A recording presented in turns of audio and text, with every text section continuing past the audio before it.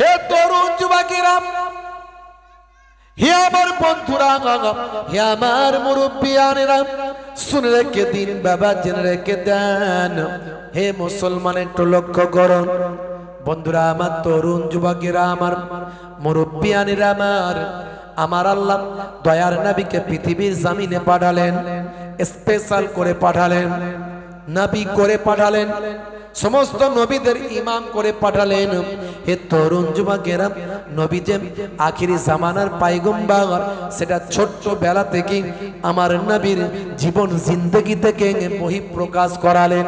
হে তরুণ যুবকেরা, আরবের জমিনে সিস্টেম ছিল, ছোট্টবেলা বাচ্চাদেরকে দুগ্ধ মাতা, দুধ মায়ের কাছে কিছুদিন লালন পালন করা হতো। নিজের মায়ের কাছ থেকে দুধ মায়ের কাছে পাঠানো হতো। আবহাওয়াগত কারণে, শিক্ষা ভাষাগত কারণে, পরিবেশগত কারণে এইভাবে আরবের মানুষদের এক জায়গা থেকে অন্য জায়গায় শিশুদেরকে পাঠানো হতো।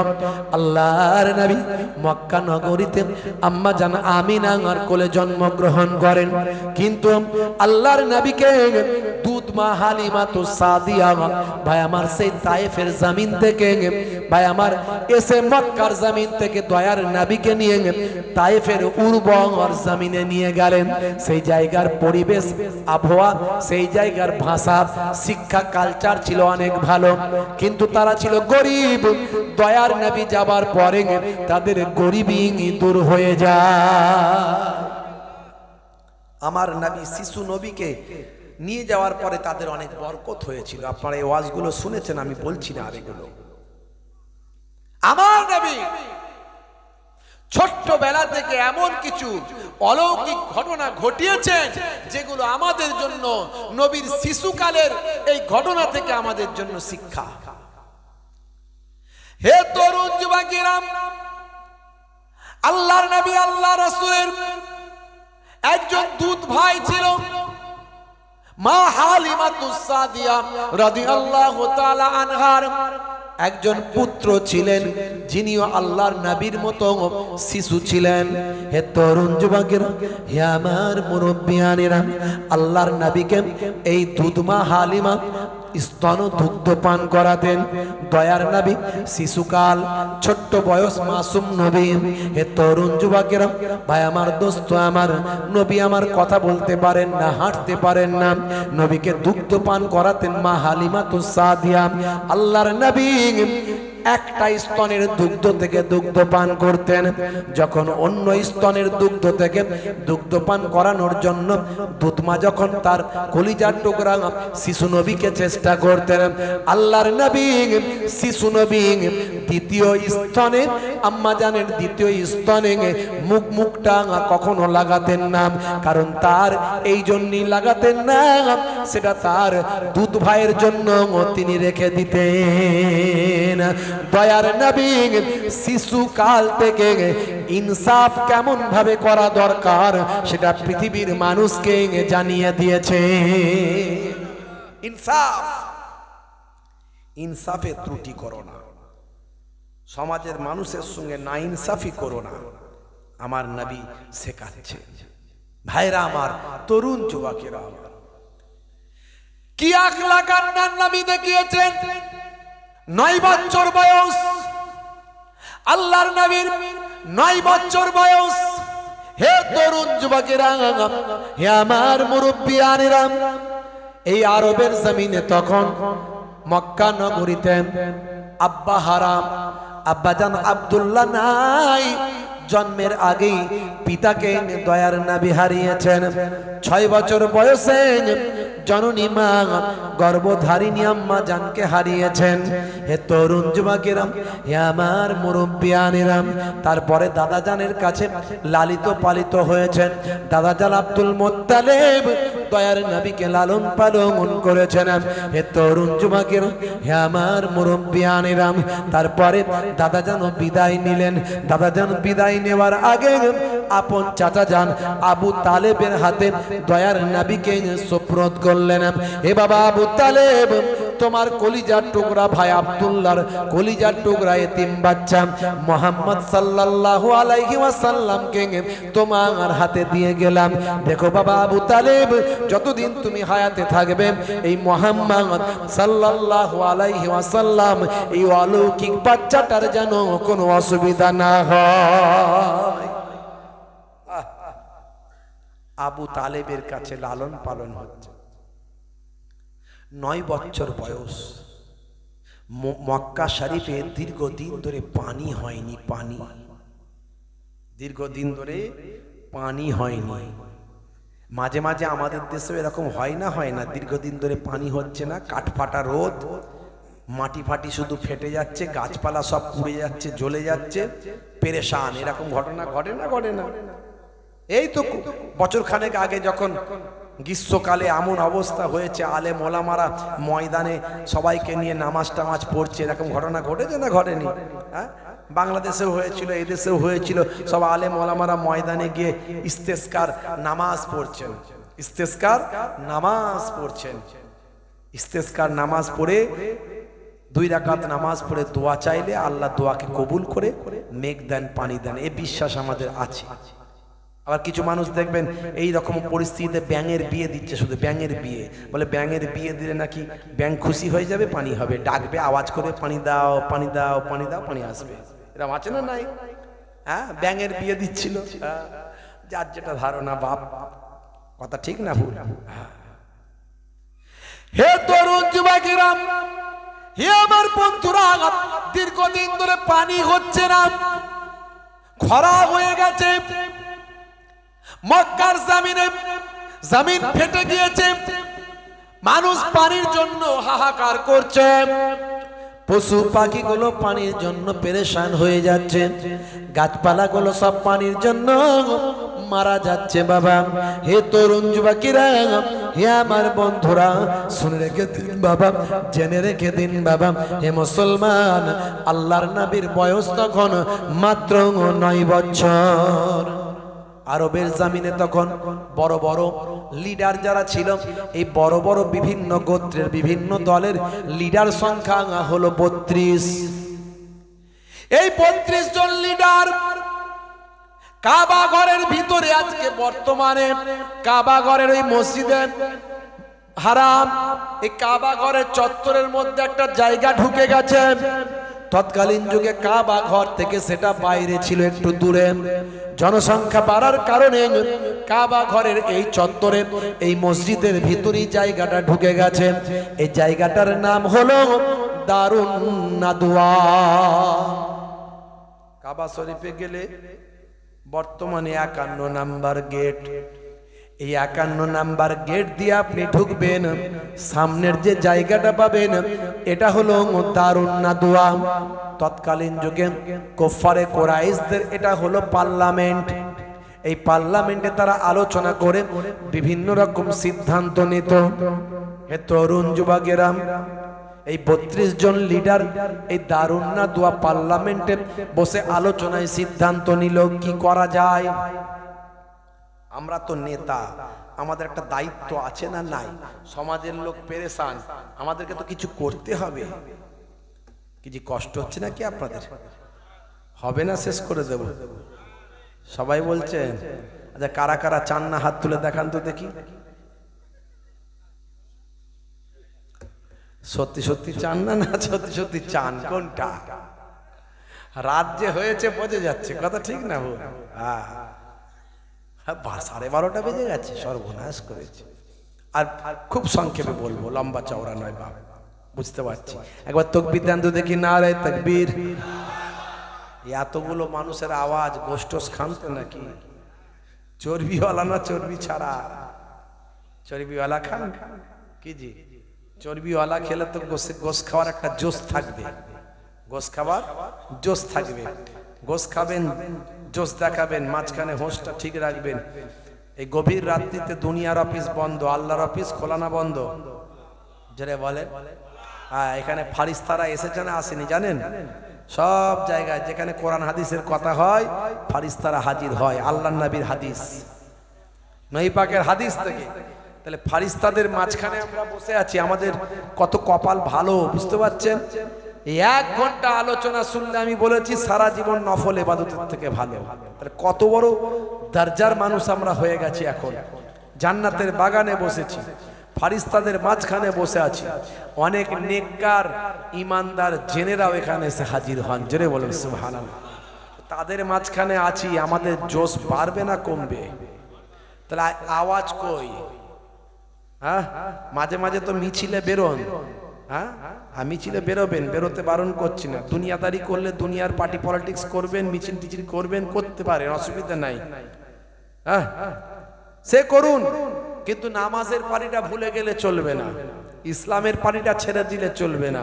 সে দাদা দিদি স্লোগান দিচ্ছেন দিন, কিন্তু আল্লাহর স্লোগান বাদ দিলে হবে না, বুঝতে পারছেন? ওরে বাপ রে বাপ, দাদা দিদি স্লোগান দিতে গিয়ে মাথা খারাপ। হ্যাঁ, 35 কেজি ওজন, মিছিলের আগে তিরিং তিরিং করে লাপাচ্ছে, বলছে দে ডান্ডা করে দেবো ঠান্ডা। উড়ি সর্বনাশ, গায়ে গোস নাই, গোবরে চর্বি, ঠেলে দিলে উল্টে পড়ে যাবে। নাম রেখেছে হিম্মত আলী, বুঝতে পারছো? চোখে দেখতে পাই না, নাম রেখেছে নজর আলী। গায়ের পাশে দাঁড়ানো যায় না, এত দুর্গন্ধ, নাম রেখেছে আতর আলী। মুসলমানের ছেলে নাম কি? বলছে ডায়মন্ড। হাতে ধরেছে স্মার্টফোন, কানে লাগিয়েছে হেডফোন, গান শুনছে পাগল মন। ফারিস্তা বলবে শোন, কবরে গেলে বুঝবি তখন। ভাইরা আমার, তরুণ যুবকেরা আমার, গোস খেয়েছেন, একটু জোশ দেখান, জোরে সোরে ইসলামের স্লোগানটা দেন, নবীর স্লোগানটা দেন, আল্লাহর স্লোগানটা দেন। দুনিয়াদারি করছেন, দুনিয়ার পার্টি করুন, করতে বারণ করেনি, কিন্তু মানুষ মারার পার্টি করবেন না, খুন খারাপির পার্টি করবেন না। আজকে একজন অন্য দল করে বলে তাকে আঘাত করলেন, একদিন আপনিও পার্টি ছেড়ে দেবেন, সেও ছেড়ে দেবে, কিন্তু মুখে মুখ দেখাতে পারবেন তখন? হ্যাঁ ভাইরা আমার, পার্টিকে নিজের ইমান মনে করে নেবেন না। দুনিয়াদারি করতে গেলে পার্টি করুন, কিন্তু পার্টি আপনার ইমান নয়। এমন পার্টি করবেন না যে আপনার বউ বেওয়া হয়ে গেল, ছেলেগুলো এতিম হয়ে গেল, বা অন্যের বউকে বেওয়া করলেন, ছেলেগুলোকে এতিম করে ফেললেন, এরকম পার্টি করবেন না। পার্টি করুন, করতে বারণ করি না। লাল পার্টি, নীল পার্টি, সবুজ পার্টি, হলুদ পার্টি, কালো পার্টি, ব্লু পার্টি, কিন্তু নামাজের পার্টি ছেড়ে দেবেন না। চাচা আমার মিছিলে এমন আওয়াজ দিয়েছে, লড়তে হবে, লড়তে হবে, লড়তে হবে, লড়তে হবে, ভোট দেবেন কোনখানে? আমাদের ওইখানে। কল হবে, রাস্তা হবে, পায়খানা হবে, কল হবে, রাস্তা হবে, পায়খানা হবে। বাপ রে বাপ, 70 বছরের চাচা বেঁকে বেঁকে এমন আওয়াজ দিয়েছে, দুপুরবেলা চাচিকে এসে বলছে পানি পানি পানি। চাচি তো বুঝতে পারে না, বলছে কি ব্যাপার রে বাবা, কি ব্যাপার? চাচি বুঝতে পারেনি, মনে করছে মানে ভোগ লেগেছে, ভাত খাবে দুপুরবেলা। আধ ঘন্টা পরে ভাত তরকারি নিয়ে এসে যখন দিচ্ছে, বলছে হতভাগী পানি দিতে বললো। বুঝতে পারছি, হতভাগী পানি দিতে বললো। তোমার গলার আওয়াজ কেন এরকম হয়ে গেল? বলে ও তুই বুঝবি না, দাদা দিদিকে খুশি করার ব্যাপার ছিল। দাদা দিদিকে খুশি করতে গিয়ে গলা বসিয়ে ফেলেছে, বুঝতে পারছি। সে বসান, অসুবিধা নাই, কিন্তু আল্লাহকে খুশি করার জন্য একটু আওয়াজ দেওয়া দরকার আছে না নাই? একটু জোরে সোরে আওয়াজ দেন, নারে তাকবীর। সবাই মিলে দিলে আওয়াজটা বাড়তো না কমতো? অনেক বাড়তো। ইসলামের গাড়ি সবসময় 100-এ চালাবেন, আল্লাহু আকবার ধ্বনি দেবেন, দেখবেন যত বদমাইশ, যত শয়তান, যত বেঈমান, যত জালেম সব দূরে সরে যাবে। একসঙ্গে যদি ইমানি শক্তি নিয়ে আল্লাহু আকবার ধ্বনি দেন, বিপদ সব কেটে যাবে। জোরে বলুন সুবহানাল্লাহ। নারে তাকবীর, একসঙ্গে নারে তাকবীর, নারে তাকবীর। সিলসিলা হক ফুরফুরা শরীফ, সিলসিলা হক মুজাদ্দিদুজ জামান, পীরনগর হরিণখোলা দরবার শরীফ, হরিণখোলা দরবার শরীফ। নারে তাকবীর, নারে রিসালাত, নারে রিসালাত, নারে তাকবীর। এটা কি জায়গা জানো? কাকরাসুতি গ্রামের ইসালে সব বলুন না মারহাবা। কাকরাসুতি গ্রামের কমিটি বৃন্দ, গ্রামবাসী বৃন্দ, জোরে বলুন মারহাবা। নারে তাকবীর। মাশাআল্লাহ মাশাআল্লাহ। ঘুম পাচ্ছে না তো? 12টা বেজে 12:30, মানে আমাদেরও 12টা, ঘড়িরও 12টা। ওরে চাচা স্পিড বেড়ে গেছে, চালিয়ে যা। আপনি তো চালিয়ে যান বলবেন, কিন্তু পরিবেশ না ঠিক না করলে না এই মজলিসে বসে লাল নীল স্বপ্ন দেখে, লাল নীল স্বপ্ন দেখে। হুজুর টান দিয়ে ওয়াজ করে যাচ্ছে, ও বেটা আকাশে উড়ে বেড়াচ্ছে প্লেনে, বুঝতে পারছেন? বাইরে যাওয়ার শখ ছিল, ও তখনই বাইরে যাচ্ছে বিদেশে। মাঝে মাঝে দেখবেন 4 চাকা চালাচ্ছে, গাড়ি চালাচ্ছে মজলিসে বসে বসে, ফার্স্ট গিয়ার, ডান দিকে সেকেন্ড গিয়ার, বাম দিকে থার্ড গিয়ার, খালি first gear, second gear, third gear, এরকম করতে করতে দেখা গেল ফার্স্ট গিয়ার মারতে মারতে ব্যাক গিয়ার, এদিকে কাত ওদিকে কাত, হুজুরের দিকে পা করি মজলিসে আছে না নাই? তো বুঝে সুঝে বাবা ওয়াজ করতে হবে, কথা ঠিক না ভুল? পরিবেশ দেখে ওয়াজ করতে হবে, বেশি সময় ওয়াজ করে লাভ নাই, উলোবনে মুক্ত ছড়িয়ে লাভ নাই। বাবা যেটুকু শুনলে কাজ হবে সেটুকু শোনাও। হে তরুণ যুবকেরা, খুবই সংক্ষেপ করে বলে, আল্লাহর নবীর বয়স তখন 9 বছর। কি চরিত্র নবী আমাদের দেখালেন, কি আখলাক দেখালেন। হে তরুণ যুবকেরা, কোরআন যদি সত্য হয় তাহলে কোরআনের নির্দেশগুলো মানুন। কোরআন যদি সত্য হয় তাহলে নবী অবশ্যই সত্য, সেই নবীর নির্দেশগুলো মানুন। দয়ার নবী ছোট্ট বয়স থেকে কি আখলাক কি চরিত্র আমাদের দেখিয়েছেন, দয়ার নবীর নির্দেশগুলো মানুন। হে যুবক, আর কতদিন নবী ভুলে থাকবেন, আর কতদিন আল্লাহ ভুলে থাকবেন, আর কতদিন মৃত্যুকে ভুলে থাকবেন? তুমি তোমার জীবনে কত মানুষকে মারা যেতে দেখেছ, কত মানুষের দাফন করতে দেখেছ, কত মানুষকে কাফন পড়তে দেখেছ, কত মানুষের জানাজায় তুমি অংশ নিয়েছ। এই দুনিয়া হলো ক্ষণস্থায়ী, পরকাল হলো চিরস্থায়ী। আজ মারা গেলেন, 2 দিন পরে তোমার কথা সবাই ভুলে যাবে। কুল্লু নাফসিন যায়কাতুল মউত। হে যুবক, তুমি কি এটা ভুলে যাও? আজ থেকে প্রতিজ্ঞা করো, এ দুনিয়া হলো ক্ষণস্থায়ী, পরকাল চিরস্থায়ী। আমি দুনিয়া যেমন করব, আখিরাতও ভুলে যাব না। আখিরাতের কথা চিন্তা করে নামাজ আমি ছাড়ব না। আজ থেকে প্রতিজ্ঞা করতে হবে।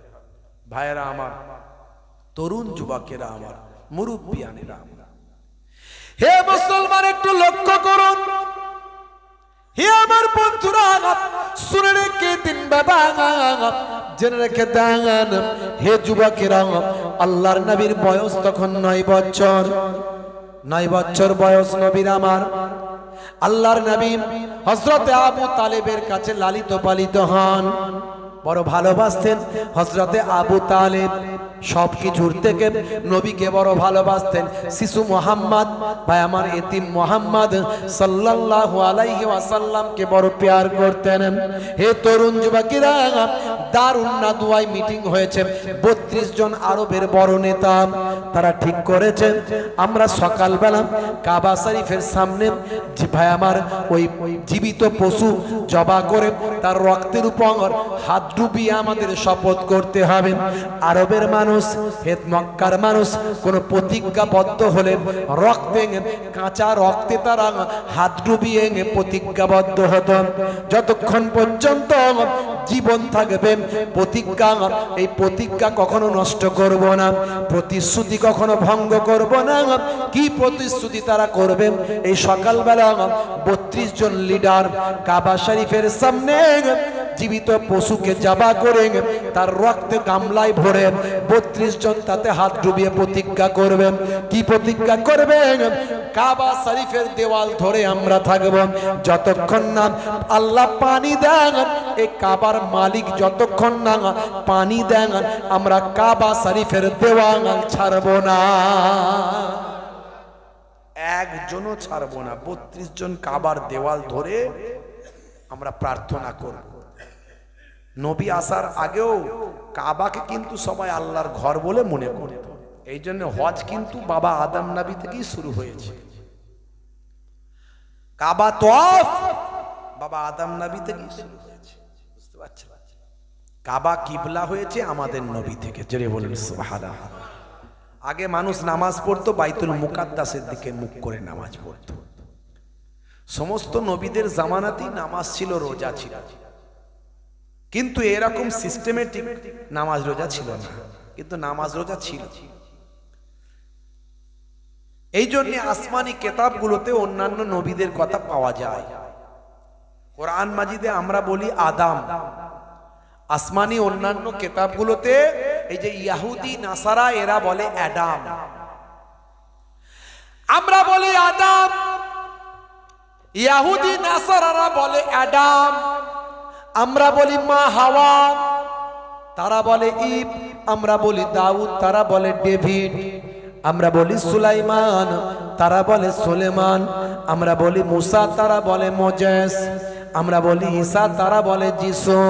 আমরা বলি মারিয়াম, তারা বলে মেরি। এই তাওরাত তাওরাত বলি, আমরা বলি তাওরাত, ওরা বলে তোরা। হে তরুণ যুবকেরা, হে আমার বন্ধুরা, শুনে রেখে দিন বাবা, জেনে রেখে দেন। হে মুসলমান, একটু লক্ষ্য করুন, তাহলে অন্যান্য নবীর জামানাতেও তখনও নামাজ ছিল, ইবাদত ছিল। তখনকার মানুষদেরকে অন্যান্য নবীরা তারাও হেদায়েত করতেন, আল্লাহর পথে, নবীর পথে নিয়ে আসার চেষ্টা করতেন। কিন্তু তখনও মানুষ অন্যায়, অত্যাচার, পাপাচারে লিপ্ত থাকতো। হে যুবকেরা, হে আমার মুরব্বিয়ানেরা, মানুষ যখন পাপের মধ্যে লিপ্ত থাকেন, আমার আল্লাহ জামিনি আসমানি গজব তাদের উপর দেন। জামিনি আসমানি গজব তাদের উপর দেন। এই জন্য কখনো ভূমিকম্প, কখনো আইলা লাইলা, এগুলো হয় না, হয় না। করোনা, মারাত্মক করোনা, বলছে ও করোনা এবার ছাড়ো না, আর আমি পারি না। সর্বনাশ, এ কি করছো বলো না। ও যেখানে হাত দেয় আমি দিলে ধরো না। ভয়ঙ্কর ব্যাপার। যেটা আমাদেরকে বোঝায় সেটাই আমরা বুঝি, কি আর করবো বলেন। বলছে ওরে বাপ রে বাপ, ও শরীরে করোনা ঢুকে আছে, ও যদি ওখানে হাত দেয় ওই করোনা সেখানে চলে যাবে, অন্যজন হাত দিলে সেখান থেকে আবার ব্যাকে চলে আসবে, কি বিপদ। আচ্ছা, এখন আমরা এটা নিয়ে ভাবলে মনে হয় না যে আমরা কত বোকা ছিলাম তখন? কথা ঠিক না ভুল? হাই রে হাই, মানুষকে যা বোকা বানায়, খালি মিডিয়া প্রচার, একটু ভালো করে খাইয়ে দিলি মানুষ খেয়ে নেয়, পরে ভাববে যে কত আমি বোকা ছিলাম তখন। এটা আবার হয় কখনো? করোনা ওখানে ঢুকে গেল, ওখান থেকে আমার শরীরে চলে এলো, কি অবস্থা। বন্ধুরা আমার, তরুণ যুবকেরা আমার, এগুলো এক একটা গজব, পাপের ফল। মানুষ অন্যায় পথে চলছে, নবীর পথ ছেড়ে দিয়েছে, আল্লাহর পথ ছেড়ে দিয়েছে, আল্লাহ তাদের উপর শাস্তি আরোপ করেছে। এরকম হয়েছে, জমিনি আসমানি শাস্তি। কখনো আল্লাহর পক্ষ থেকে আসমান থেকে গজব নেমে এসেছে, কখনো জমিন থেকে গজব হয়েছে, আবার কখন জালেম বাদশা তাদের উপর নিয়োগ হয়েছে। জালেম বাদশা এসে জুলুম করছে, করছে না করেনি? এই করছে না করেনি বলেন?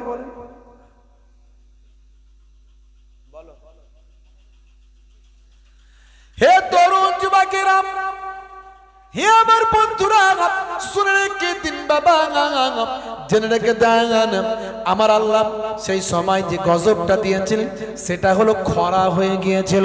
বন্ধুরা আমার, তরুণ যুবকেরা, এই 32 জন বাবা বড় বড় নেতা, তারা কিন্তু তাদের প্রজাদের কথা চিন্তা করতাম যে আমার প্রজারা বিপদে আছে, এই দায়িত্ব আমাদের।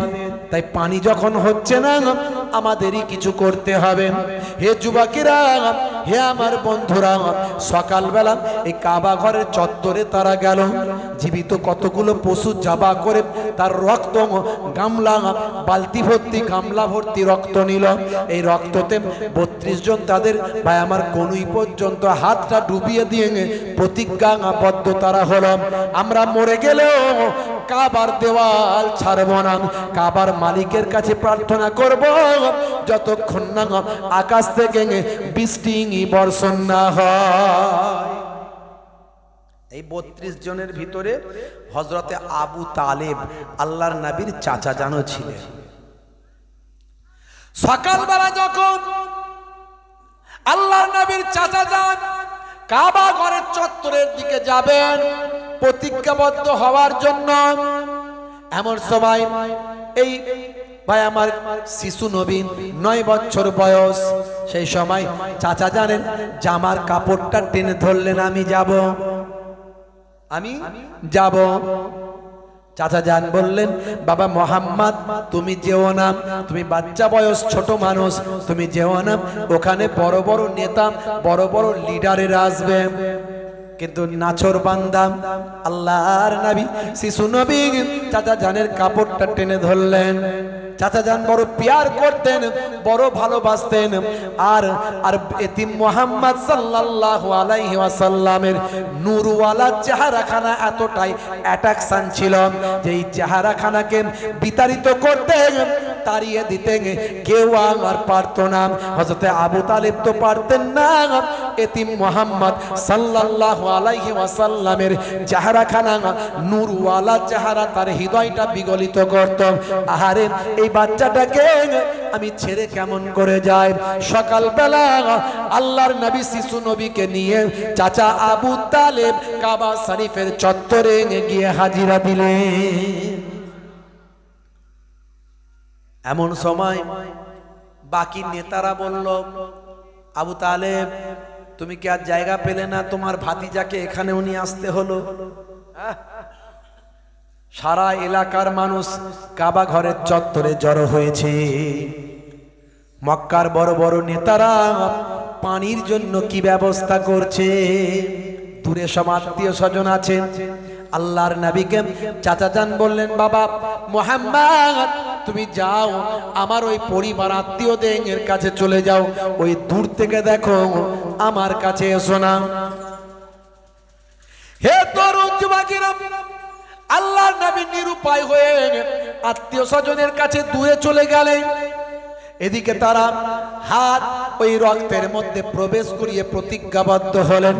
এবার তারা কাবা ঘরের দেওয়ালটা ধরে ভাই আমার প্রার্থনা করতে লাগলেন, হে কাবার মালিক পানি দাও, হে কাবার মালিক পানি দাও, আমরা শেষ নিঃশ্বাস পর্যন্ত তোমার ঘর আমরা ছেড়ে যাব না।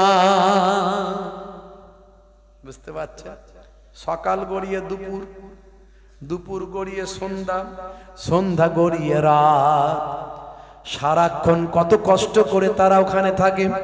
পরের দিন আবার সকাল, সবাই বাড়ি চলে যায় রাতের বেলা, সন্ধ্যা বেলা। কত মানুষ এইভাবে দিনের পর দিন আর আসতে পারে না। কয়েকদিন কেটে গেল, দয়ার নবী আত্মীয়দের সঙ্গে চলে আসেন।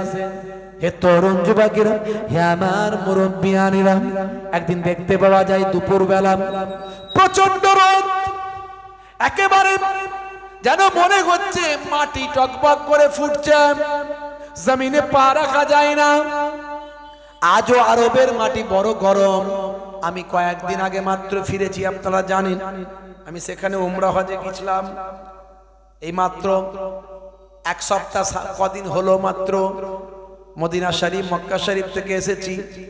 সেখানে এখনো এত গরম, আর গরমের সময় গেলে তো আপনি টিকতে পারবেন না।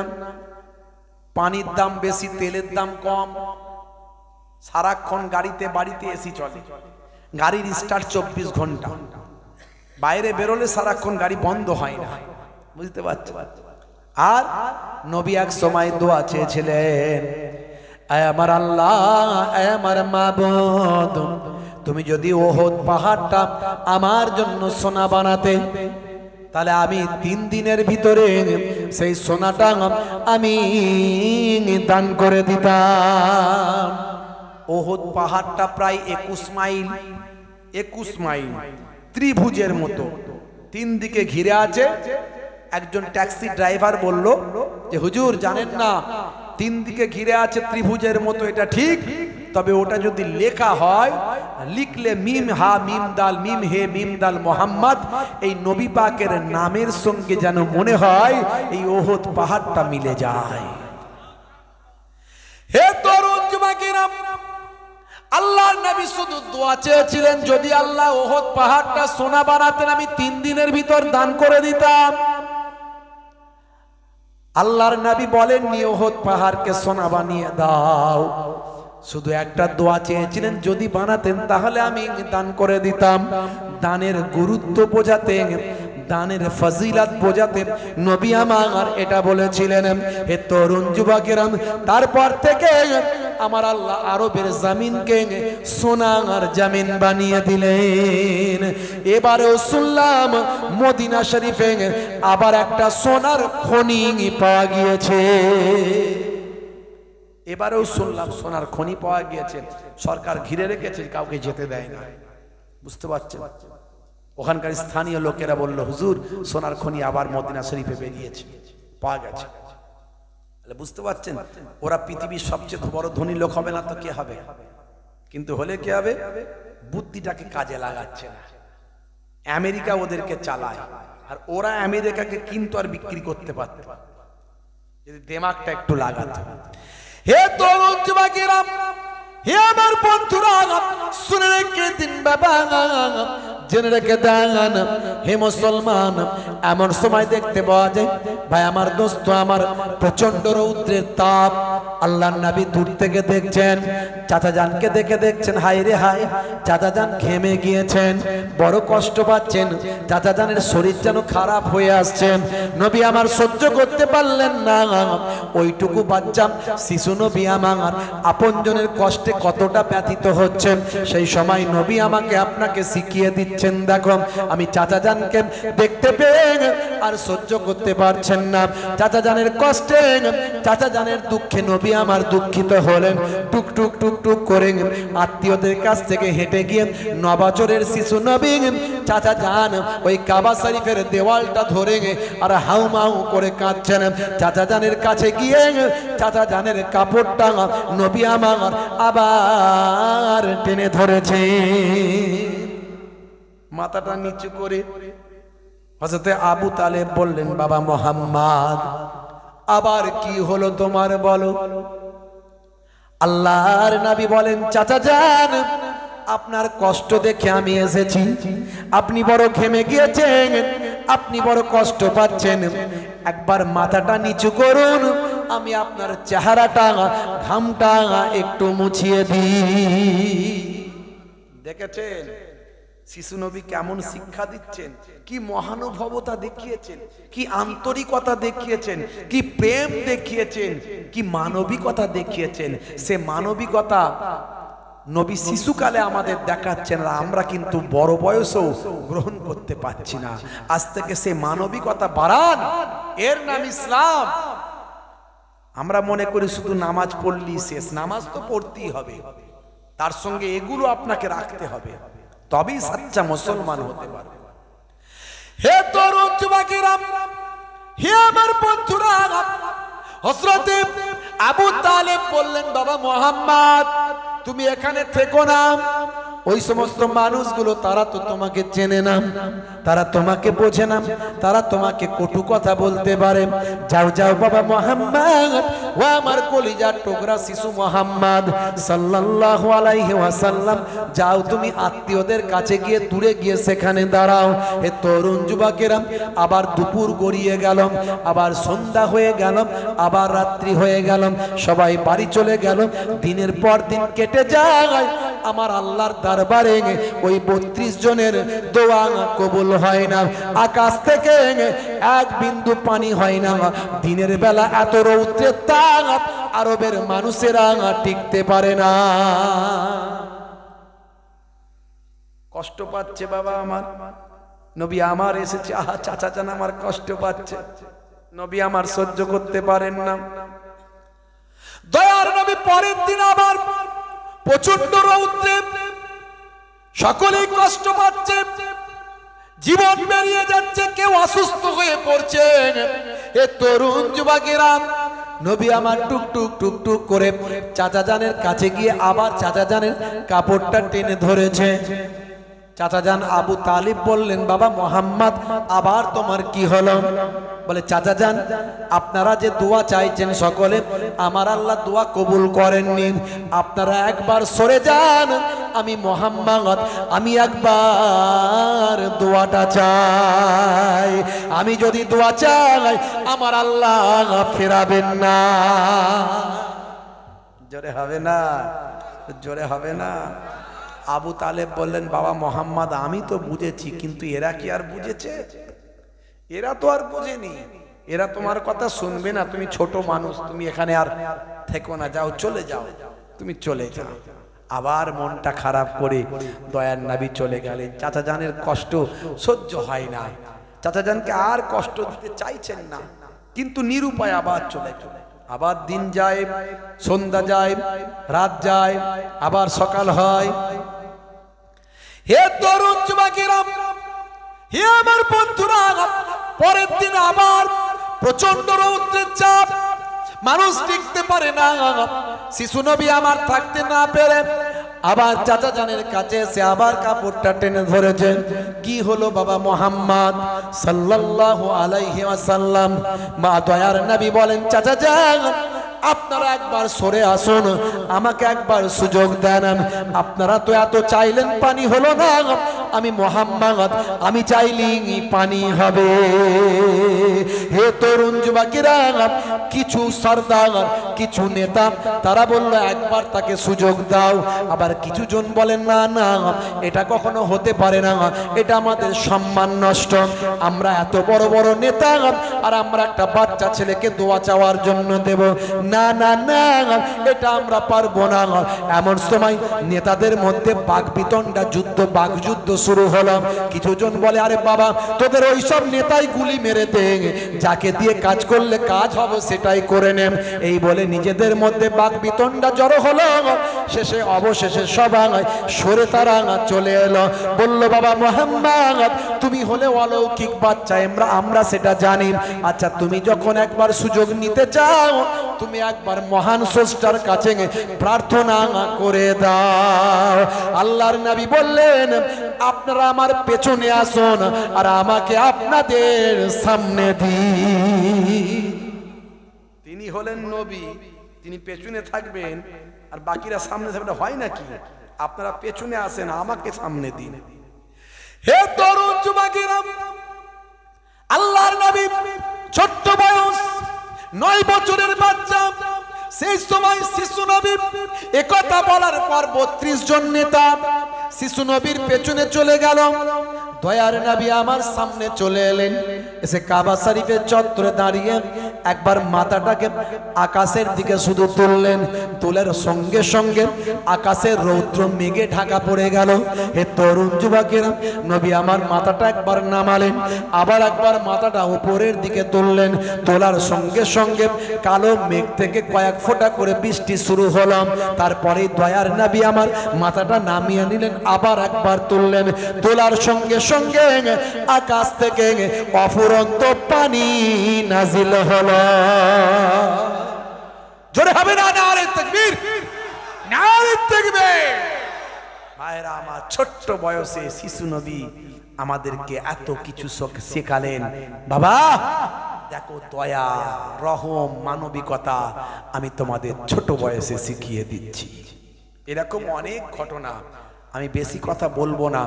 আমি বলার চেষ্টা করেছি কোরআন সত্য, উদাহরণ দেওয়ার চেষ্টা করেছি বিজ্ঞান সম্মত, বাস্তব সম্মত। আজকের যুগেও প্রাসঙ্গিক যারা আমার নবীকে নিয়ে, কোরআন মাজিদ নিয়ে কুটুক্তি করে, আমি তাদের বলবো, আপনারা বাংলায় আছে নবীর জীবনী, বাংলায় আছে কোরআন মাজিদ, একটু পড়াশোনা করুন। পড়াশোনা করে তারপরে যদি ভালো না লাগে আপনি মানবেন না। আর আপনি পড়াশোনা করলেন মানেই যে আপনাকে মেনে চলতে হবে, নবীকে মেনে নিতে হবে, এমনটাও নয়। আমিও তো অনেক বড় বড় অথার পণ্ডিতদের কথা আমার বক্তব্যে তুলে ধরি। আমি আমার বক্তব্যে মাদার টেরেসার উদাহরণ দিই, শ্রী রামকৃষ্ণ পরমহংস দেবের উদাহরণ দিই, স্বামী বিবেকানন্দজির উদাহরণ দিই, বুঝতে পারছেন?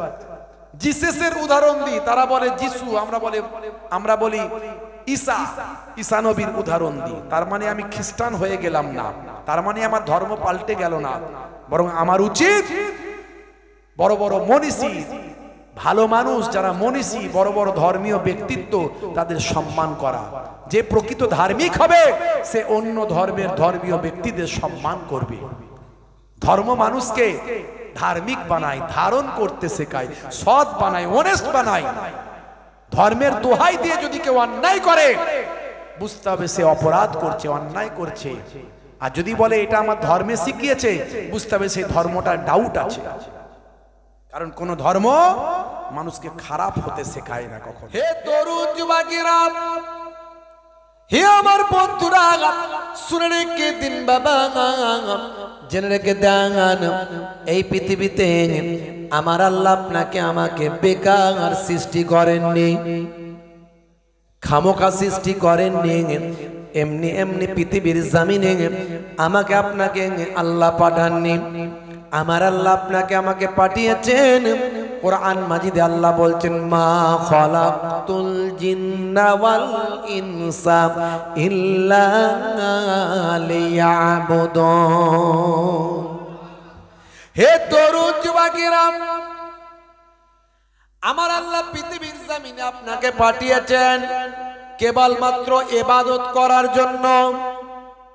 আল্লাহ বলছেন, মুসলমান বান্দা আমার বান্দি শুনে রেখে দাও, হে যুবকেরা শুনে রেখে দাও, হে বিশ্বের মানুষ, হে পৃথিবীর মানুষ শুনে রেখে দাও, আমি পৃথিবীর জমিনে তোমাকে পাঠিয়েছি কেবলমাত্র আমার ইবাদত করার জন্য। মনে করবেন না ইবাদত মানে শুধু নামাজ। হ্যাঁ, ইবাদত গুলোর মধ্যে সবচেয়ে বড় ইবাদত হলো নামাজ। আফজালুল ইবাদাতে ইবাদাতুস সালাহ, সবচেয়ে বড় ইবাদত নামাজ। কিন্তু শুধু মনে করলে হবে না নামাজটাই শুধু ইবাদত। আপনার ঘুমটাই ইবাদত নয়, এটা ভাববেন না আপনার ঘুমটাও ইবাদত। আপনি যখন হাসবেন, ভালো করে শোনেন,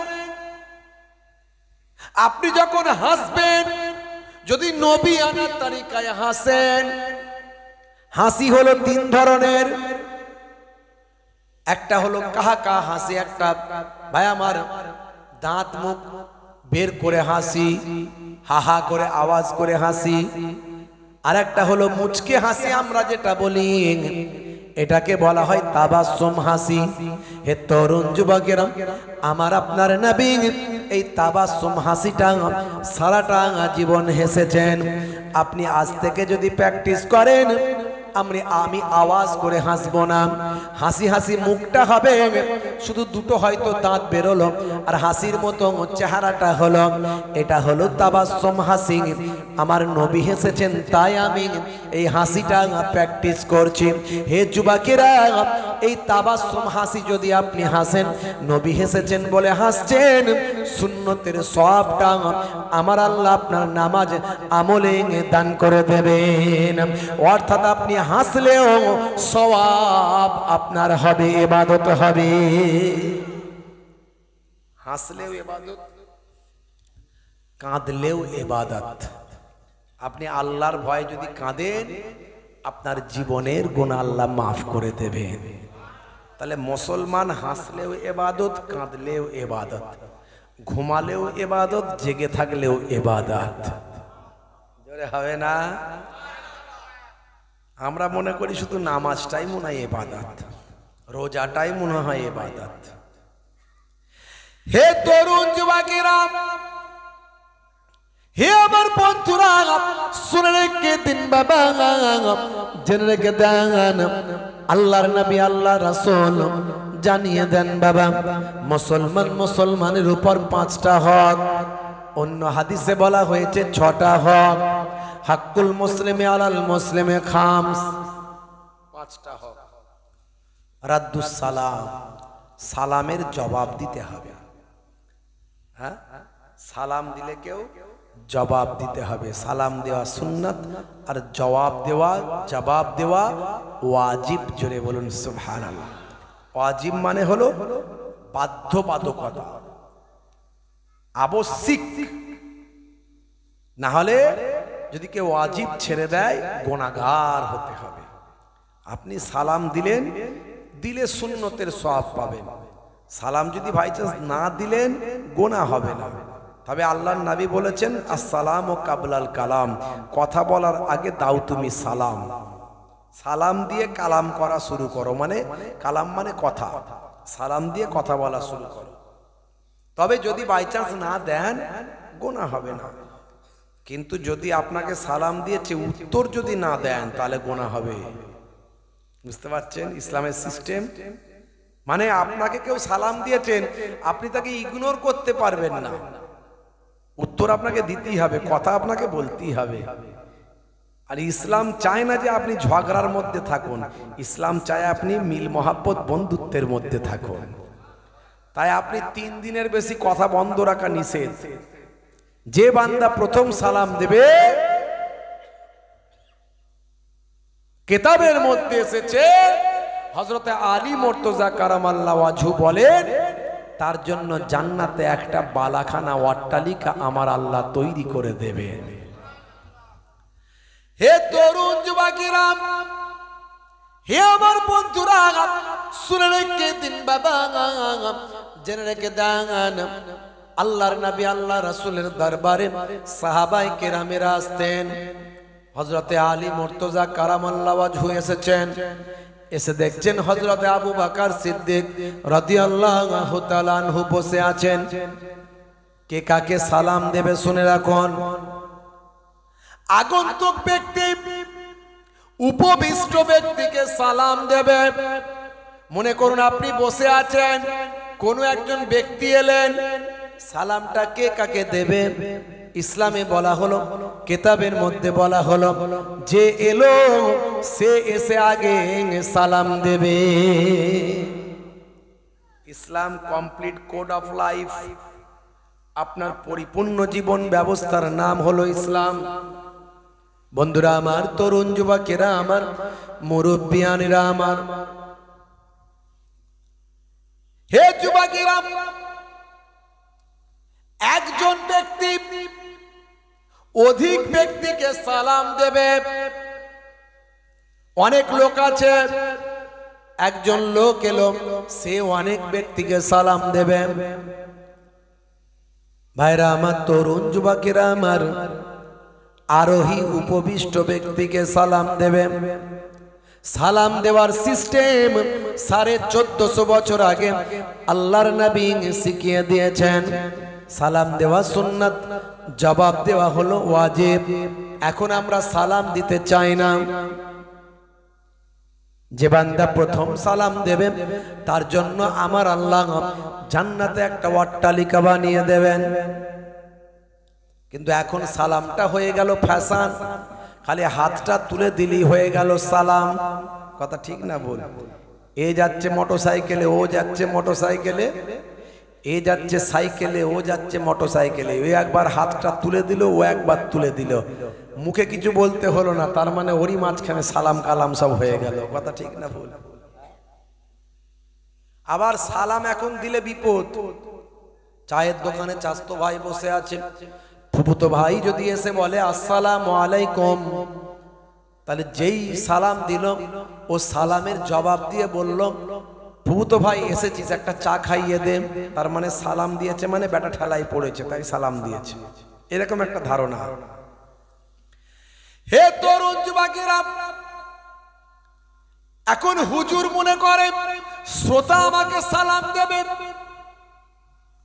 বক্তা মনে করে শ্রোতা আমাকে সালাম দেবে, ইমাম সাহেব মনে করে মুসল্লি আমাকে সালাম দেবে, ডাক্তার মনে করে পেশেন্ট আমাকে সালাম দেবে, অ্যাডভোকেট মনে করে আমার ক্লায়েন্ট যারা তারা আমাকে আগে সালাম দেবে, টিচার মনে করে ছাত্র আমাকে আগে সালাম দেবে।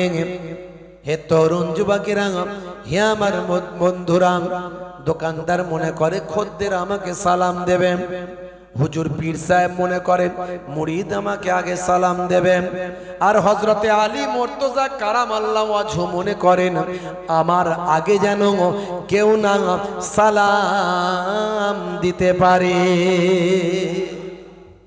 দেখেছেন, এখন সালাম আগে দিলে বলে তার নাকি ওয়েট কমে যায়, ব্যক্তিত্ব কমে যায়। হযরত আলী মুর্তজা কারামাল্লাহু ওয়াজহু বলেন, আমি চেষ্টা করি আমার আগে না কেউ সালাম দিতে পারে। হে তরুণ যুবকেরা, হে আমার বন্ধুরা, শুনে রেখে দিন বাবা, জেনে রেখে দেন, হযরতে আলী মুর্তজা কারামাল্লাহু ওয়াজহু এমন সময় আল্লাহর নবীর দরবার শরীফে এলেন। দরবার শরীফে বসে আছেন হযরতে আবু বকর সিদ্দিক হুজুর। তাহলে সালাম দেওয়া উচিত ছিল হযরতে আলী মুর্তজার, সালামটা দেওয়া দায়িত্ব ছিল, কিন্তু হযরতে আলী মুর্তজা কারামাল্লাহু ওয়াজহু সালামটা দিলেন না। বুঝতে পারছেন কথা? হযরত আলী মুর্তজা কারামাল্লাহু ওয়াজহু সালাম দিলেন না। হে তরুণ যুবকেরা, হযরতে আলী মুর্তজা কারামাল্লাহু ওয়াজহু সালাম না দেওয়ায় হযরতে আবু বকর হুজুর অবাক হয়ে গেলেন। কি ব্যাপার, কি ব্যাপার, আমাকে হযরতে আলী সালাম কেন দিলেন না? হায় হায় হায়, নবীর সাহাবী কেন এমন হয়ে যায়? নবীর সাহাবী বলে কথা, হযরতে আলীর মতো মানুষ বলে কথা। কি ব্যাপার? আল্লাহর নবী যখন হুজরা মোবারক থেকে দরবার শরীফে যখন এসেছেন, হযরতে আবু বকর হুজুর সেই সময় দয়ার নবীকে বলছেন, ইয়া রাসূলুল্লাহ, হাবিবাল্লাহ, বেয়াদবি গোস্তাখি মাফ করবেন, আপনার আলী আমার পরে এসেছেন, কিন্তু আমি আবু বকরকে সে সালাম দেয় না। বুঝতে পারছে? কত চিন্তা, কত গবেষণা, কত ভাবনা, কত গুরুত্ব, কত দায়িত্ব, কত আলোচনা। আমরা এগুলোকে পাত্তাই দিই না, এগুলোকে আমরা কিছু মনেই করি না। বন্ধুরা আমার, এমন সময় আল্লাহর নবী সেই সময় হযরতে আলী মুর্তজা কারামাল্লাহু ওয়াজহুকে বললেন, বাবা আলী, এই আবু বকর আমাকে কি বলছে? তুমি কি সত্যি তুমি এরকম কেন করলে? সেই সময় হযরতে আলী মুর্তজা কারামাল্লাহু ওয়াজহু চোখ ভরা পানি নিয়ে বলেন, আমি স্বপ্নের ভিতর দেখলাম যে আগে সালাম দেবেন আমার আল্লাহ তার জন্য একটা জান্নাতে অট্টালিকা বানিয়ে দেবেন। আমি চিন্তা করলাম, আমি যদি আবু বকরকে সালাম দিই তাহলে সেই অট্টালিকা আমার আল্লাহ আমার জন্য বানিয়ে দেবেন। আমি চাইলাম এই অট্টালিকা যেন আবু বকরকে আল্লাহ দেন, তাই আমি আগে সালামটা আবু বকরকে না দিয়ে আবু বকরের কাছ থেকে আমি সালামটা নিলাম। দেখেছে ভাইরা আমার, সালামের কত গুরুত্ব। এই সালাম দেওয়া, সালামের উত্তর দেওয়া, এটা হলো এক মুসলমান আর এক মুসলমানের উপর হক।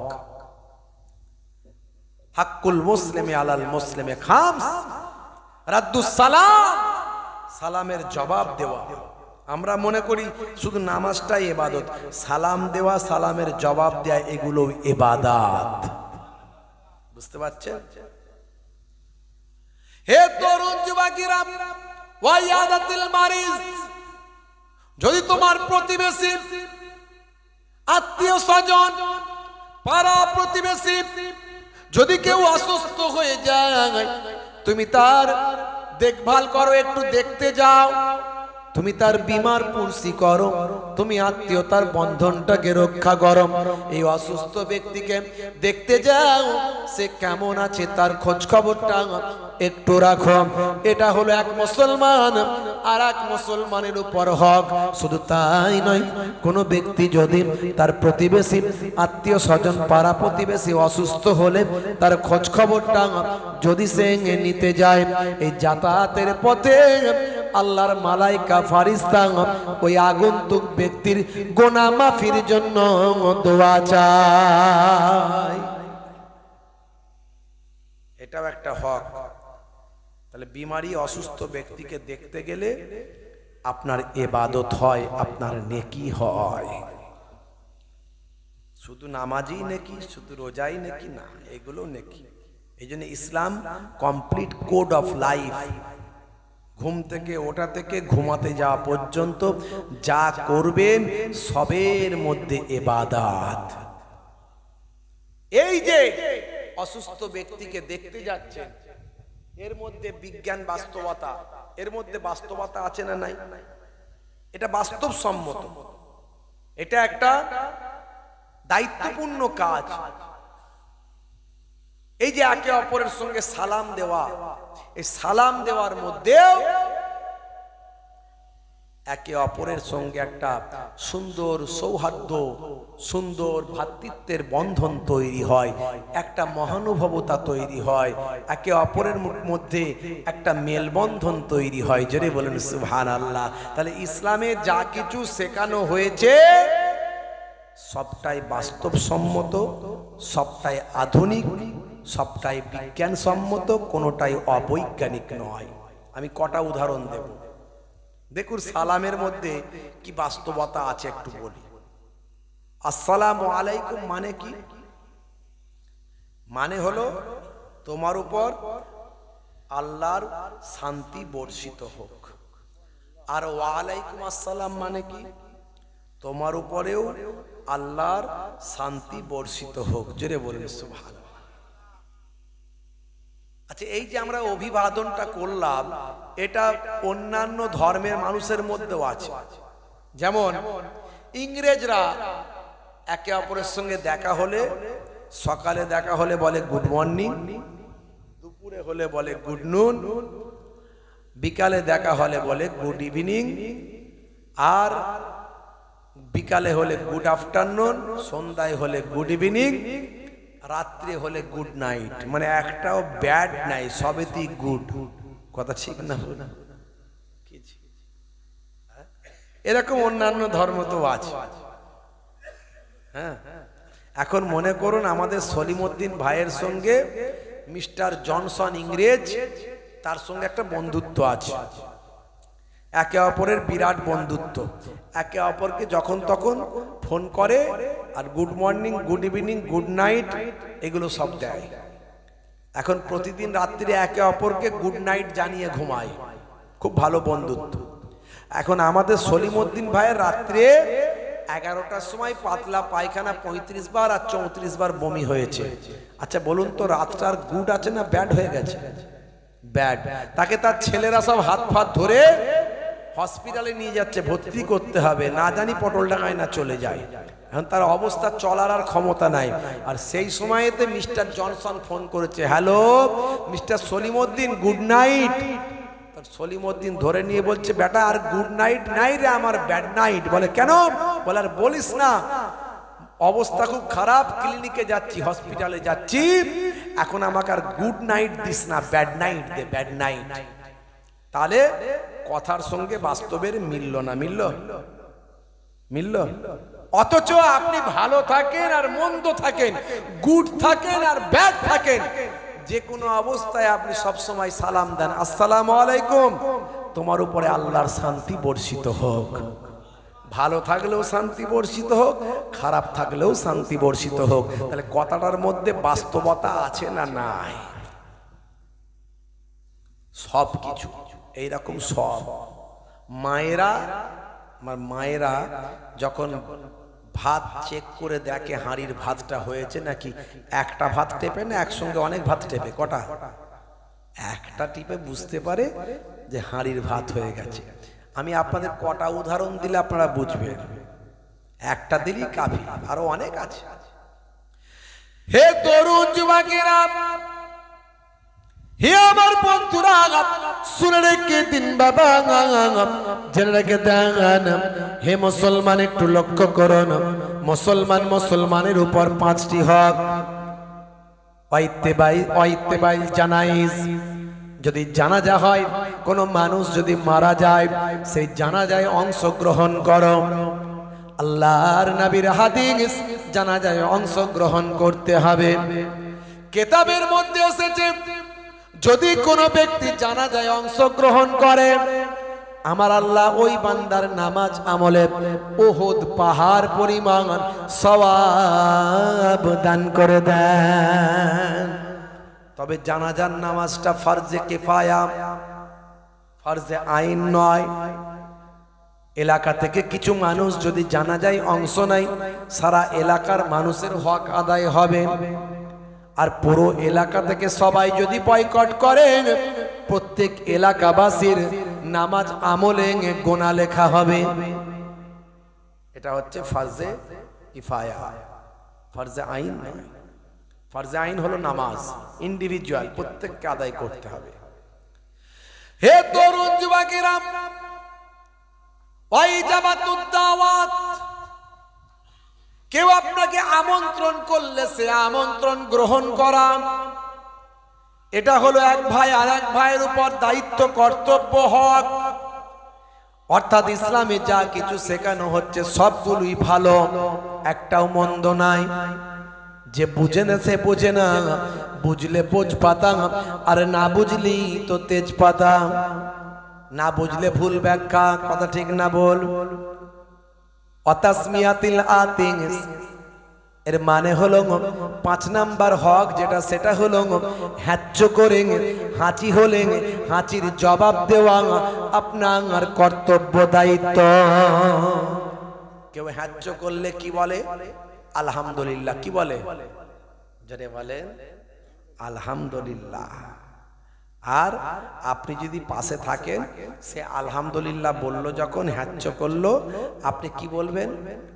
বলেন দেখি, ওয়াজ তো অনেক শুনেছেন, সারা জীবন ওয়াজ শুনছেন, বলেন যে হাঁচির জবাব, যে ব্যক্তি হাঁচ্চ করলো আলহামদুলিল্লাহ বললো, তার জবাবে আপনি কি বলবেন? পাশে আছেন, কি বলবেন? বলেন। দেখেন রাগ করছেন নাকি? বলে হুজুর এ আবার কেমন হচ্ছে? আপনাকে ওয়াজ করতে নিয়ে এসেছেন, আবার জিজ্ঞাসা কেন করছেন? আপনি আপনারটা ডিউটিটা করে দিয়ে চলে যান। রাগ করবেন না, অনেক তো ওয়াজ শুনছেন, একটু মনে রাখবেন। হাঁচির জবাব কেউ আলহামদুলিল্লাহ বললে আপনি বলবেন ইয়া রাহমাকাল্লাহ বা ইয়া রাহমাকুমুল্লাহ, আল্লাহ তোমার উপর বা তোমাদের উপর রহম করুন। আর সে হ্যাচ্চ করে কি বলবে? আলহামদুলিল্লাহ। আলহামদুলিল্লাহ মানে কি? সমস্ত প্রশংসা মহান আল্লাহর, জোরে বলুন। এখন বিজ্ঞানী বলছে, হে মাওলানা সাহেব, আপনাদের নবী নামাজ শিখিয়েছে, নামাজের মধ্যে আমরা দেখছি ভালো ব্যায়াম আছে। আপনাদের নবী রোজা শিখিয়েছে, রোজার মধ্যে আমরা দেখছি অটোফেজি আছে। অটোফেজি মানে আত্মভক্ষণ। জাপানের বিজ্ঞানী ওসিনোরি এই রোজা নিয়ে গবেষণা করে নোবেল প্রাইজ পেয়েছে। নোবেল প্রাইজ, সারা পৃথিবীর বিখ্যাত প্রাইজ, যেটা আমাদের কবিগুরু বিশ্বকবি রবীন্দ্রনাথ ঠাকুর গীতাঞ্জলি লিখে পেয়েছিলেন। সেই নোবেল প্রাইজ পেলেন কে? জাপানের বিজ্ঞানী ওসিনোরি। কি নিয়ে? না, রোজা নিয়ে গবেষণা করলো। তিনি নাম দিলেন রোজাটাকে অটোফেজি, যেটাকে আমরা বলি ফাস্টিং। অনেকে বলে ফাস্টিং, অনেকে বলে উপবাস, আমরা বলি রোজা, সিয়াম পালন, সওম পালন, শুকিয়ে থাকা। এটাকে বিজ্ঞানী তার ভাষায় বলছে অটোফেজি। অটোফেজি মানে আত্মভক্ষণ। তিনি গবেষণা করে দেখলেন, আরে বাপ রে বাপ, 15 ঘন্টা 16 ঘন্টা মুসলমানরা না খেয়ে থাকে, পানিও খায় না এক ঘোট। এতে কি হচ্ছে? বলছে অটোফেজি, আত্মভক্ষণ হচ্ছে। আমাদের ভিতরে যে নির্জীব কোষগুলো আছে, নির্জীব নিষ্ক্রিয় কোষ, যেগুলো আমাদের শরীরের আবর্জনা, যখন প্রচন্ড ক্ষুধা লাগে, আমাদের সজীব, আমাদের সক্রিয় কোষ, সজীব কোষগুলো ক্ষুধার যন্ত্রণা ধরে রাখতে না পেরে তখন এই নির্জীব নিষ্ক্রিয় কোষগুলোকে খেয়ে আমাদের শরীরকে ক্যান্সারের মতো জীবাণু থেকে মুক্ত রাখছে। জোরে হবে না? এর নাম দিয়েছে অটোফেজি, আত্মভক্ষণ। হ্যাঁ, বিজ্ঞানী বলছে, মাওলানা সাহেব, আপনাদের নবী যা শিখিয়েছে সবের মধ্যে সায়েন্স আছে। নবী শিখিয়েছে যে রাতের বেলা যখন ঘুমাবে কোন দিকে কাত হয়ে ঘুমাবে? বলেন বলেন। ডান দিকে কাত হয়ে ঘুমাবে। বিজ্ঞানী বলছে এর মধ্যেও সায়েন্স আছে। বাম দিকে থাকে হার্ট। বাম দিকে কি থাকে? হার্ট। আর মানুষ যদি হার্টের উপরে চাপ দিয়ে ঘুমায়, 70 কেজি ওজন, 80 কেজি ওজন, ঘুম হচ্ছে ছোট মৃত্যু, মৃত্যুর মতো। ঘুম হলো মৃত্যুর মতো, কোনো হোশ থাকে না। দেখবেন ঘুমের মধ্যে অনেকে ফুটবল খেলে, খেলে না? খেলে না? অনেকের ইচ্ছা মেসির মতো খেলোয়াড় হবে, বুঝতে পারছেন? মেসির মতো ফুটবলার হবে। ও দেখলো বাস্তবে তার হতে পারলাম না, ঘুমের মধ্যে মেসির সঙ্গে খেলছি, মেসি আমাকে একটা পাস দিয়েছে গোল করার জন্য, ছেড়ে গোলটা এই সময় করি বলে এমন শট দিল, দেওয়ালে ধাক্কা মারলো, পাটা মেরে দিকবাজি খেয়ে পাল্টি খেয়ে একদম খাট থেকে নিচে পড়ে গেল। আছে না নাই? তাহলে ঘুমের মধ্যেও মেসি হয়ে যায় কেউ না কেউ, আছে না নাই? ঘুম হলো মৃত্যুর মতো বাপ। হ্যাঁ, তাহলে সারা শরীরের ওয়েটটা যদি এই হার্টেতে পড়ে ব্লাড সার্কুলেশন। হার্টের কাজ কি? হার্টের কাজ হলো ব্লাডকে পাম্পিং করে শরীরের বিভিন্ন অর্গানগুলোতে পৌঁছে দেওয়া, মাথা থেকে পা পর্যন্ত পৌঁছানো, ব্লাড সার্কুলেশন করা। এই হার্টে যদি প্রেসার পড়ে, ব্লাড সার্কুলেট যদি বন্ধ হয়ে যায়, হতে পারে মেবি, হতে পারে আপনার প্যারালাইসিস হতে পারে, হার্ট ব্লকেজ হতে পারে, শরীরের অন্য কোনো অসুখ হতে পারে। 1450 বছর আগে নবী বললেন ডান দিকে কাত হয়ে ঘুমাও। আর আমাদের নার্ভকে আল্লাহ এমন সিস্টেম করেছে, আপনি কয়েকদিন যদি ডান দিকে কাত হয়ে ঘুমানো অভ্যাস করেন জোর করে, আর কয়েকদিন পর থেকে আর জোর করে ঘুমানোর চেষ্টা করতে হবে না। নার্ভ এমন একটা আপনার সঙ্গে অ্যাডজাস্ট হয়ে যাবে শরীরের সঙ্গে, যে আপনি বিছানায় শুলে অটোমেটিক অনিচ্ছাকৃত ডান দিকে কাত হয়ে যাবেন তখন। বুঝতে পারলেন ভাইরা আমার? 1450 বছর আগে নবী যা বলছেন আজকের যুগে সব বিজ্ঞান বাস্তবতা। বিজ্ঞানী বলছে আপনাদের নবী শিখিয়েছেন বসে পেচ্ছাপ করো। আজকে আমরা গবেষণা করে দেখছি বসে পেচ্ছাপ করলে ইউরিনাল যে ড্রাম আছে পেটের ভিতরে, ইউরিনাল ড্রাম, পেচ্ছাপের থলি, তাতে প্রেসার পড়ে শরীরের। প্রেসার পড়ার কারণে পুরো ইউরিনটা ড্রাম থেকে বেরিয়ে যায়, পুরো পেচ্ছাপটা বেরিয়ে চলে আসে। আর পেচ্ছাপ অবশিষ্ট থাকার সম্ভাবনা খুবই কম। যদি দাঁড়িয়ে দাঁড়িয়ে পেচ্ছাপ করা হয় মেবি প্রেসার কম পড়ার কারণে কয়েক ফোঁটা থাকলে থাকতে পারে। আর দীর্ঘদিন ধরে পেচ্ছাপ এভাবে যদি অবশিষ্ট থেকে যায়, তাতে সেই পেচ্ছাপটা দীর্ঘদিন ধরে পুরানো হতে হতে সেটা স্টোনে পরিণত হয়। বলে না পেচ্ছাপের থলিতে পাথর হয়েছে। আর বসে পেচ্ছাপ করলে স্টোন হওয়ার সম্ভাবনা অনেক কমে যায়। নবী, আপনাদের নবী যা শিখিয়েছেন সবের মধ্যে বিজ্ঞান বাস্তবতা আছে। আমি কটা বলবো এরকম? অনেক বলতে পারি, প্রায় অর্ধশত, কিছু কম বেশি 50টার কাছাকাছি এরকম উদাহরণ আমার পকেটে আছে। ইন্টারনেট সার্চ করে দেবেন, 20-25 হাজার বক্তব্য আমার আছে। জি হ্যাঁ, বিজ্ঞানী বলছে মাওলানা সাহেব, আচ্ছা বলুন তো আপনাদের নবী হ্যাজ্জ করে আলহামদুলিল্লাহ কেন বলতে বলেছেন? মাওলানা সাহেব বলল ওটা আমার দায়িত্ব নয়, ওটা আপনি সায়েন্টিস্ট, আপনার দায়িত্ব যে কেন নবী বলতে বলেছেন। কেন নবী বলতে বলেছেন? নবী বলতে বলেছেন আমরা মানি, ও কেন টেন সেই অ্যান্সার আমরা দেখি না। তবে নবী যা শিখিয়েছেন একটা অবৈজ্ঞানিক কিছু নয়। তাহলে মাওলানা সাহেবকে বিজ্ঞানী তখন বলছেন যে ঠিক আছে, সেটা না হলে আমার দায়িত্ব যে কেন বলতে বলেছেন আমি একটু খুঁজে বের করব, গবেষণা করব।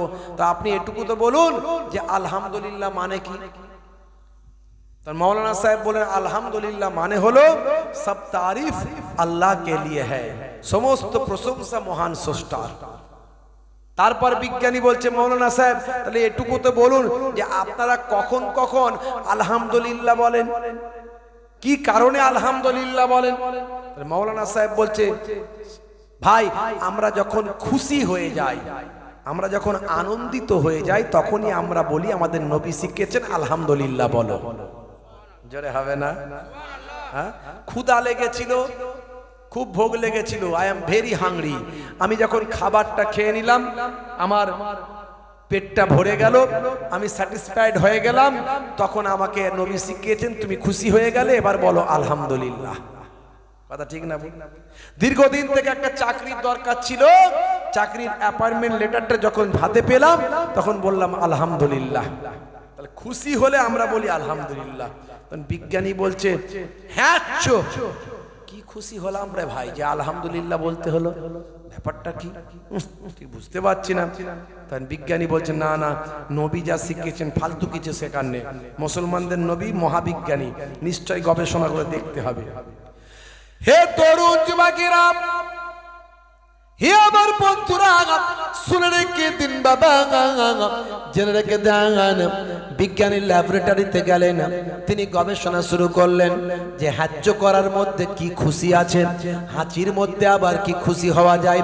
হে তরুণ যুবকেরা, দীর্ঘদিন ধরে গবেষণা করে দেখলেন যখন হ্যাজ্য করা হয় শরীর থেকে এই হ্যাজ্য করার সঙ্গে সঙ্গে অনেক জীবাণু বেরিয়ে যায়, শরীরটা অনেক সুস্থ অনুভব অনুভব হয়, অনেক ফ্রেশ মনে হয়। এরই খুশিতে আল্লাহর নবী আলহামদুলিল্লাহ শিখিয়ে দেয়। জোরে হবে না? হ্যাঁ, এই হাঁচ করলে শরীরটা ফ্রেশ হয় না, হয় না? কেউ হাঁচ করার সময় তার মুখের সামনে একটু হাতটা করে দেন, দেখবেন না পারবে ফেলতে, না পারবে গিলতে, মাথা খারাপ হয়ে যাবে তখন। তাহলে এই হাঁচটা করলে শরীর অনেক ক্লিয়ার অনুভূতি হয়। সায়েন্স বলছে এতে অনেক জীবাণু বেরিয়ে যায়। এই জন্যে যখন হাঁচ করবেন কারো মুখের সামনে করবেন না, কাপড় চাপা দিয়ে করবেন বা অন্যদিকে মুখটা ঘুরিয়ে করবেন, যাতে আপনার জীবাণু অন্যের শরীরে না যায়। জোরে বলুন সুবহানাল্লাহ। হে তরুণ যুবকেরা, 1450 বছর আগে আল্লাহর নবী যা শিখিয়েছেন সবের মধ্যে সায়েন্স আছে, বিজ্ঞান আছে। মুসলমানের উপর 5টা হক, এই হকগুলো পালন করলে এর মধ্যে বাস্তবতা আছে, সায়েন্স আছে। শুধু তাই নয়, ঘুম থেকে ওঠা থেকে ঘুমাতে যাওয়া পর্যন্ত যা কিছু আপনি করেন সবের মধ্যে সায়েন্স আছে, বিজ্ঞান আছে। হে তরুণ যুবকেরা, আজ থেকে আপনাকে প্রতিজ্ঞা করুন, কোরআন যদি সত্য হয়, নবী যদি সত্য হয়, আমি তো মাত্র কটা উদাহরণ দিলাম, সারা কোরআন মাজিদ যদি আপনি পড়েন, কোরআন মাজিদের কোনো কথা অবৈজ্ঞানিক আপনি কোনো কিছু পাবেন না। দয়ার নবীর কোনো কথা অবৈজ্ঞানিক কিছু আপনি পাবেন না। কোরআন মাজিদ একদিনে অবতীর্ণ হয়নি, দীর্ঘ 23টা বছর ধরে অবস্থার পরিপ্রেক্ষিতে একটু একটু করে অবতীর্ণ হয়েছে। কোরআন মাজিদের কোনো আয়াত নিয়ে, কোনো বাক্য নিয়ে যদি আপনার কোনো ডাউট হয়, আপনি সেই আয়াতের আগে আর পরে পড়বেন, কোরআন মাজিদের যে ডাউটটা আপনার হয়েছে সেই ডাউটটা দূরীভূত হয়ে যাবে। অথচ কোরআন মাজিদে আপনি যা পড়বেন সবের মধ্যে সায়েন্স পাবেন, বিজ্ঞান পাবেন। আমি অনেক উদাহরণ দিয়েছি কোরআন মাজিদ থেকে, অনেক উদাহরণ দিয়েছি, আমার কাছে রাখা আছে। বেশি কথা বলতে গেলে সময় অনেক যাবে, সংক্ষেপ করব, বেশি লম্বা চওড়া করব না, খুব সংক্ষেপে আলোচনা। হে তরুণ যুবকেরা, 1450 বছর আগে আল্লাহর নবী পৃথিবীর জমিনে এসেছিলেন, অন্যায় মুক্ত সমাজ তৈরি করেছিলেন, অপরাধ মুক্ত সমাজ তৈরি করেছিলেন। যে সময় মানুষ অন্যায় অত্যাচার পাপাচারে লিপ্ত ছিল, হে তরুণ যুবকেরা, যে সময় মানুষের মধ্যে দয়া মায়া বলে কোনো কিছু ছিল না, অনুভূতি ছিল না, আবেগ ছিল না, ভালোবাসা মানুষের মধ্যে ছিল না, মাইট ইজ রাইট, জোচ্চার মূল্যক তার ছিল। যে সময় বা আমার দীর্ঘ 500 বছর কোনো প্রফেট পৃথিবীর জমিনে ছিল না। হযরতে ঈসা নবী আসমানে উঠে গেছেন, আর আমাদের প্রফেট, আমাদের নবী পৃথিবীতে আসছেন। এই গ্যাপটা হলো ডিউরেশন অফ পিরিয়ড। এই পিরিয়ডের ডিউরেশন, গ্যাপিং পিরিয়ডটা হলো 500 বছর, কিছু কম বেশি। এই 500 বছরে কোনো গাইডলাইন করার মতো গাইডার না থাকার কারণে, কোনো পথ প্রদর্শক না থাকার কারণে মানুষ অন্যায় অত্যাচার পাপাচার লুকাচারে লিপ্ত হয়ে গিয়েছিল। ভাইরা আমার, তরুণ যুবকেরা, ধর্ষণ ধর্ষণ ধর্ষক ধর্ষণ করে সে নিজেকে গর্ববোধ করত, চোর চুরি করে নিজেকে গর্ববোধ করত, মানুষ খুন করে নিজেকে গর্ব প্রাউড ফিল করত। কেমন করে ধর্ষণ করেছে সেটা তার নিজেদের বন্ধুদের মাঝখানে গর্ব করে একসঙ্গে দিনের আলোতে বহু মানুষের সামনে সে বলতো এবং সে গর্ববোধ করত। কেমন করে মার্ডার করেছে সেটা মানুষের কাছে শোনাতো, শুনিয়ে গর্ববোধ করতো। এমন একটা অন্ধকারাচ্ছন্ন সময়, কুসংস্কারাচ্ছন্ন সময়, কুশিক্ষা অশিক্ষার সময় আমার নবী পৃথিবীতে এসেছেন, মানুষকে অন্ধকার থেকে আলোর দিকে ধাবিত করেছেন। ভাইরা আমার, এই ধর্ষণ করে গর্ব করা তৎকালীন যুগে ছিল, আস্তে আস্তে আজকের যুগেও ধর্ষণ করে ধর্ষকদের ফুলের মালা দিয়ে বরণ করা, গর্ব করা আজকের দিকেও কিছু কিছু জায়গায় দেখা যাচ্ছে না, যায়নি বলেন। তার মানে সেই কুসংস্কার, সেই অন্ধকারাচ্ছন্ন যুগ আমার মনে হয় আজকে ফিরে এসেছে। মানুষ শিক্ষিত হয়েছে কিন্তু শিক্ষাকে নিজের জীবনে বাস্তবায়িত করেনি, সেই শিক্ষা দিয়ে রিসার্চ করেনি, গবেষণা করেনি। আমি যেটা করছি ঠিক না ভুল এটা নিয়ে ভাবেনি, একটা অন্যায়কে সাপোর্ট করছে, অপরাধকে সাপোর্ট করছে, অথচ সে যে সেই শিক্ষায় শিক্ষিত, সেই পড়াশোনা তার শিক্ষার জীবন বলছে এটা কখনো ঠিক নয়।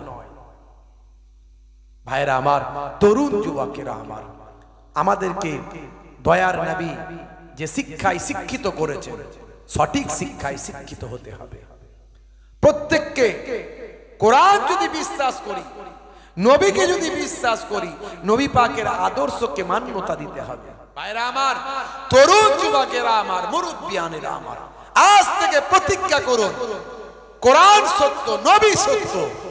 তাহলে সেই নবীর নির্দেশ সারাটা জীবন নবী আমার চেষ্টা করলেন যাতে বান্দা নামাজি হয়, কারণ নামাজি হলে আপনার কাছ থেকে পাপ অপরাধ সব সরে চলে যাবে। ইন্না সলাতা তানহা আনিল ফাহশাই ওয়াল মুনকার, নামাজ তোমাকে অশ্লীলতা অন্যায় থেকে দূরে সরিয়ে দেবে। সেই জন্য নামাজি হতে হবে আমাদের। নামাজের সময় হলে বললে হবে না যে আমার কাজ আছে, নামাজ ছেড়ে দিলে হবে না। নামাজের সময় হলেই নামাজি হতে হবে, নামাজ পড়তে হবে। নামাজ আপনাকে, আপনার দোয়া কবুল হবে, নামাজ আপনাকে কামিয়াবি দান করে দেবে। 5 বার মুয়াজ্জিন আযানে বলে না হাইয়া আলাস সালাহ, মানে কি? এসো নামাজের দিকে এসো। এলে কি হবে? মুয়াজ্জিনকে আল্লাহ বলছে বলে দাও নামাজে এলে কি হবে। মুয়াজ্জিন আবার বলে, কি বলে? হাইয়া আলাল ফালাহ,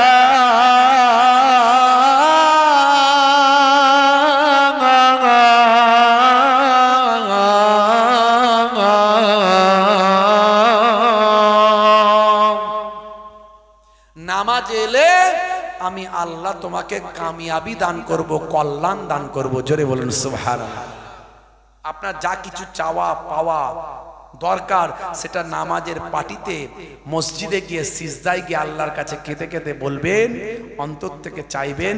আল্লাহ জানবে, আপনি জানবেন, পৃথিবীর কেউ জানবে না। অল্প দিন বলতে বলতে আল্লাহর দরবারে যখন কবুল হয়ে যাবে, আপনি সেখানে কামিয়াবি হাসিল হয়ে যাবে। তাই নামাজ ছাড়বেন না। বান্দা নামাজ পড়ো, আঁকড়ে ধরো, ছেড়ো না নামাজ এই জীবনে, করো না কাজা হবে যে সাজা, দোজখ ঠিকানা আখিরাতে, দোজখ ঠিকানা আখিরাতে। আল্লাহ রাব্বুল আলামিন আমাদের দোজখের ঠিকানা থেকে হেফাজত করুন। বলো আল্লাহুম্মা আমিন, বলো আল্লাহুম্মা আমিন। ফজর গেল ঘুমে ঘুমে, জোহর বেলাতে কাজ, আসর গেল তাসার আড্ডায়, মাগরিব হেলা ফেলায়। নামাজ তোমার সঙ্গের সাথী, নামাজ হলো গোরের বাতি, নামাজ বিনা এই দুনিয়া সবই যে বৃথা। বান্দা নামাজ পড়ো, আঁকড়ে ধরো, ছেড়ো না নামাজ এই জীবনে, করো না কাজা হবে যে সাজা, দোজখ ঠিকানা আখিরাতে, দোজখ ঠিকানা আখিরাতে। আল্লাহ রাব্বুল আলামিন আমাদের আখিরাতের দোজখ থেকে, জাহান্নাম থেকে আমাদের হেফাজত করুন। বলুন আল্লাহুম্মা আমিন, বলুন আল্লাহুম্মা আমিন। কারা কারা নামাজি হতে চান একটু হাত তুলে দেখান তো দেখি। অনেকে হাত তুলছেন না। ক্যান্সার হতে পারে, কিন্তু প্যারালাইসিস হতে পারে, হার্ট অ্যাটাক হতে পারে। হাত তোলেন। নারে তাকবীর, নারে তাকবীর। সিলসিলা হক মুজাদ্দিদুজ জামান, সিলসিলা হক মুজাদ্দিদুজ জামান, হরিণ খোলা দরবার শরীফ, কাকরাসুলি গ্রামের ইসালে সব কর্মী বৃন্দ, শ্রোতা বৃন্দ, গ্রামবাসী বৃন্দ, নারে তাকবীর, নারে রিসালাত। মাশাআল্লাহ, মাশাআল্লাহ। ভাইরা আমার, তরুণ যুবকেরা আমার, নামাজটা ছাড়বেন না বাপ, সবচেয়ে বড় ইবাদত বললাম, ছাড়বেন না। তবে ওয়াজ শোনা সার্থক। আর একটা, সেটা হলো মুখের দাড়ি। যত সুন্নত বললাম, কোন সুন্নত কবরে গেলে দেখা যাবে না, একটা সুন্নত দেখা যাবে, মুখের দাড়ি। বড় দাড়ি রাখতে যদি লজ্জা পান, ছোট হলেও রাখুন। এখন তো দাড়ি ফ্যাশন, দাড়ির মধ্যেও সায়েন্স আছে, আমি এর আগে বলেছি, ইন্টারনেটে আছে, কি সায়েন্স আছে সেখানে শুনে নিতে পারবেন। তবে দাড়ি এখন ফ্যাশন।